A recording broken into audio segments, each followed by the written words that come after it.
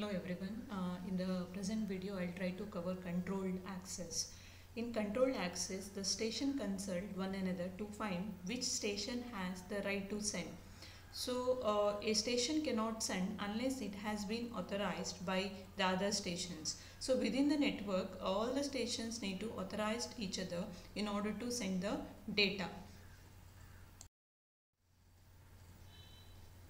So in the control access, we are having three different strategies, that is reservation, pooling and token passing. So we'll take one by one. So first we'll take reservation. So in the case of reservation, a station needs to make a reservation before sending the data. So it need to follow some procedures before sending the data. So here the time is divided into intervals or small pieces of time slots. In each interval, a reservation frame proceeds the data frame sent in that interval. If there are n stations in the system, there are exactly n reservation mini slots in the reservation frame. So, in the reservation strategy, the reservation frame consisting of n different mini slots. If you are having n stations in the system, each mini slot belongs to a station. Suppose if you are having 10 stations within the system, we will be having 10 different mini slots within the reservation frame. When a station needs to send a frame, it makes a reservation in its own mini slot. So within the frame, it need to modify the bit so that the reservation can be done in advance, so that it can get the authentication in order to transmit the data. The station that have made reservation can send their data frames after the reservation frame. So initially the reservation frame will be transmitted. After that, the actual data frames can be transmitted in the network. So we are having one diagram which shows 5 stations and 5 mini slots within the reservation frame. In the first interval, only station 1 and 3 and 4 have made reservation, and in the second interval, only station 1 has made the reservation. So whenever the respective station wants to make the reservation, the respective bit will be modified to 1. So if the station 1 wants to make the reservation, so it will modify the bit as 1. So once again station 3 has some data to send, so it will modify the reservation bit in the reservation frame as 1. Similarly station 4. So whenever the data need to be transmitted, each station must and should modify the respective reservation bits within the reservation. So next comes the pooling.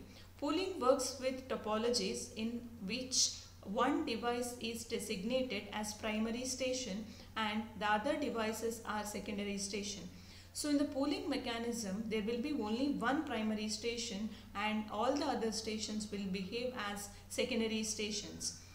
So all data exchanges must be made through the primary device even when the ultimate destination is a secondary device. So all the data exchanges must be made through the primary devices itself, and the final destination will be a secondary device. The primary device controls the link. The secondary device follows its instruction. So it is up to the primary device to determine which device is allowed to use the channel at a given time. The primary device therefore is always the initiator of the session. Always the primary device will initiate the actual communication between two devices. So we are having some signals like select or function. So the select function is used whenever the primary device has something to send the data. So in the first diagram, we can observe that the primary has some data to transmit. So it will send a function called as select to the secondary device. So secondary device B, it will send an acknowledgement to the primary device. So after that the data will be exchanged from between primary and secondary.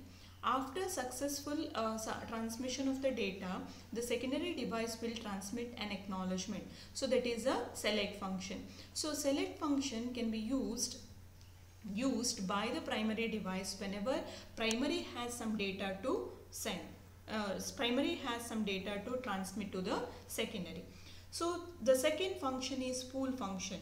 The pool function is used by the primary device in solicit transmissions from the secondary device. When the primary is ready to receive the data, it must ask pool, that is each device's in turn if it has anything to send. When the first secondary is approached, it responds either with a negative acknowledgement frame if it has nothing to send, or with the data if it has some data to send. If the response is negative, then primary pulls the next secondary device in the same manner until it finds one with data to send. When the response is positive, the primary reads the frame and returns an acknowledgement verifying its recipient. So the primary can use the pool message whenever the primary is ready to receive the data. That means the primary device is behaving as a secondary device. That means it is a receiver now. But in the pooling mechanism, always the primary has the entire control over the network, and the primary is one device which is designated in order to control the entire communications within the network. So the pool function can be used whenever the primary is ready to receive the data. Initially, the primary device will send the pool function to station A, that is the secondary device A. But secondary device A does not have any data to send. It will send an negative acknowledgement. So that means there is no data to send to primary device. So after some interval of time, once again the primary will send the same function, pool function, to secondary device B.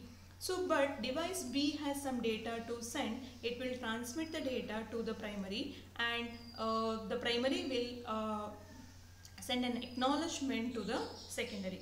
So now I can conclude that the select function can be used by the primary device whenever primary has some data to send, and pool function can be used by the primary device or primary station whenever the primary is ready to receive the data.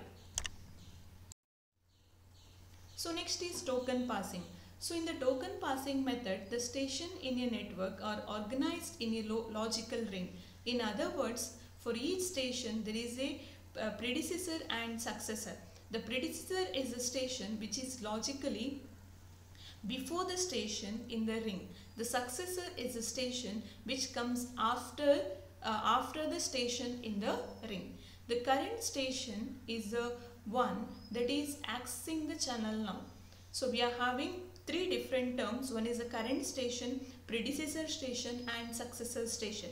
Current station means the device or station which is currently accessing the channel, and the predecessor is nothing but which comes before the station in the ring, and successor comes after the current station in the ring. The right to this access has been passed from the predecessor to the current station.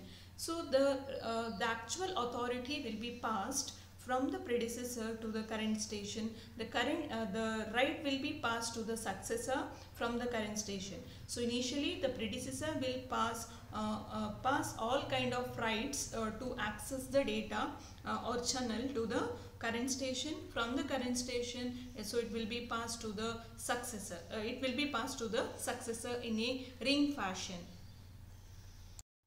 So here we can observe that logical ring and physical topology in token passing access method. So now we'll see how exactly right to access the channel passed from one station to another. In this method, a special packet called as a token circulates through the ring. The actual transmission of the token gives the station the right to access the channel and send its data. So that means within the topology or logical ring, the station which has this token, then only it can transmit the data. When a station has some data to send, it waits until it receives the token from its predecessor. It releases the token whenever it releases the token whenever the transmission is successful. When the station has no more data to send, it can release the token, passing it to the next logical station in the ring. The station cannot send the data until it receives the token again in the next round. So in this process, when a station receives a token and has no data to send, it just passes the data to the token to the next station. So we are having different topology, that is physical ring, dual ring, bus ring and star ring. So irrespective of the topology, the station can communicate or it can transmit the data whenever it has the token. So after exchange of data has been completed, the token can be passed to the next immediate station within the topology. So in a token passing network, station do not have to be physically connected to the ring. So, and the ring can be logical one also. So either it is not mandatory that the ring need to be connected physically, or it can be either logically also. In the physical ring topology, when a station sends a token to its successor, the token cannot be seen by the other station. The successor in the next one in the line. This means that the token does not have to the address of the next successor. The problem with this topology is that if one of the links, the medium between two adjacent stations fails, the whole system will not work. That means if two successful links, if it is failed, so there will not be a communication, because suppose the station 1 has the token currently, so it cannot it cannot hand over the token to the next station as well as to the previous station. So the entire communication will be failed. If two adjacent stations fail to communicate, we can say that there is no communication at all. So that is a major drawback of the physical ring topology. So in the case of dual ring, uses a second ring which operates in the reverse direction. So it is bidirectional. Also, if one link fails, it can recover using the other one more bidirectional ring. So similarly, we are having bus ring and star ring topology. In the bus ring topology, which is also called as token bus, the stations are connected to a single cable called as bus, and which makes the logical ring because each station knows the address of its successor. So the token bus LAN standardized by IEEE uses this topology. So the last one is star ring topology. The physical topology is a star structure. There is a hub, however, that acts as the connector. So this kind of topology can be used in token ring LAN.